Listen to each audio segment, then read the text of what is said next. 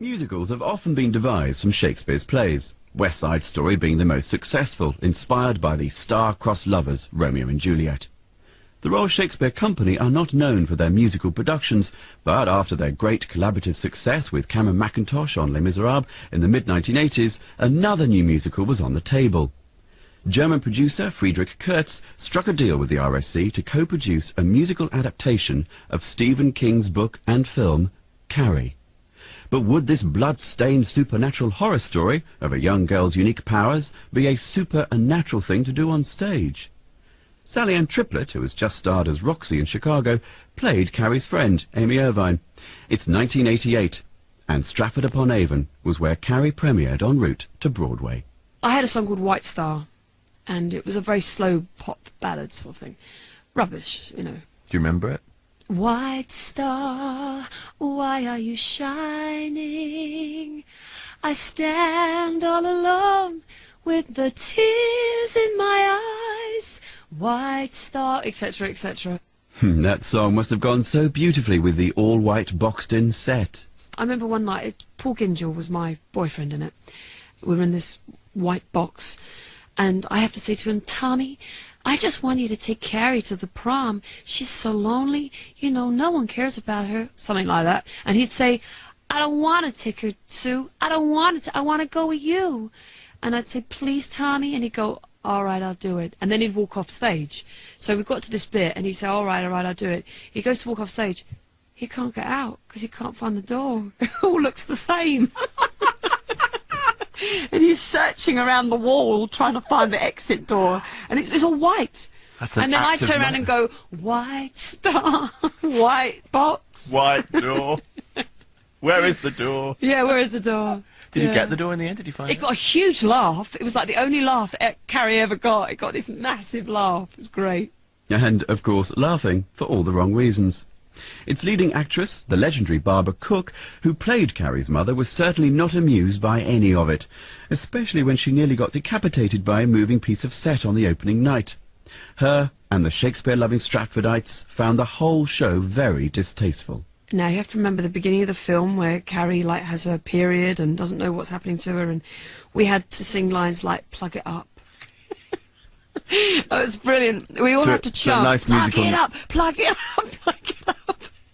And we had a sequence called Dream On, which was all the girls in the shower. And we literally had on bra and knickers. No tights, no support, bra and knickers. There was quite a lot of smoke as well, so they wanted it to look quite, you know, sexy. Not for Middle England, thank you. But maybe on Broadway the show might find its perfect audience.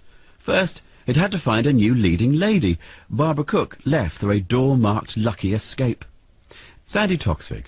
Years later, I asked Barbara Cook what she had thought of it, being in this musical. And she said to me, she said, well, Sandy, they talked about taking it to New York, and they wanted to know if I wanted to go with them. And I said, well, I will go if you can get me a seat on the Titanic. Enter new leading lady, Broadway babe Betty Buckley. Sally Ann was given another song to sing for opening night. There's no recording of Carrie, but thankfully she remembers it all. It hurts to be strong. It takes 2 + 2. I don't know what to do. Or something like, when rivers burn, I guess you gotta learn. Meanwhile, director Terry Hands was stepping on the choreographer's toes. She was Debbie Allen of fame, and you wouldn't want to step on anything of hers. She arrived at the rehearsal room to witness Terry Hands re-choreographing the opening number. I've never ever known the likes of it. And Debbie Allen appeared at the door of the rehearsal room with massive dark glasses on, and I remember it, she just tipped her glasses down and looked over the edge of her glasses and gave the most enormous amount of attitude and put the glasses back up again. But Terry Hands was re-choreographing the opening number. And I swear to that. Which we should explain is just not done. It's just, I mean, for one, he's not a choreographer. Well, when you do musicals, you say, look, you're the director, you're the choreographer, you're the MD, I'm the producer, you do your bit, and we trust each other. The major issue for Carrie was how to translate the memorable scenes from the movie and give them credibility on stage. Sally remembers Lindsay Haitley, who played Carrie, giving some sound advice. The most brilliant scene in the film where she gets all this pig's blood sloshed all over her face. And they were like, how are we going to do the blood to make it look really, really real? So Lindsay was in the background going, why don't you just tip a bucket of blood over me? No, I think, well, let's start with, like, red lights. We're just going to, like, put loads of red lights on you. So it does just look like she was in a red spotlight. Yeah. You know, ridiculous. The next thing they tried was the bucket went completely over her head, and in the front of the bucket were 2 sponges that were filled with blood. Well, red, you know. Red anyway, dye. she had to grab the bucket and kind of push it against her cheeks, frantically making it look like she had blood on them. Then she'd lift the bucket up and she looked like she'd got a lot of blusher on. And by now, they're like, oh, how are we going to... And Lindsay's still, like, in the corner going, what about just chucking, like, loads of blood on me? Which is what they did in the end. And Lindsay was covered. I mean, that did actually look quite good.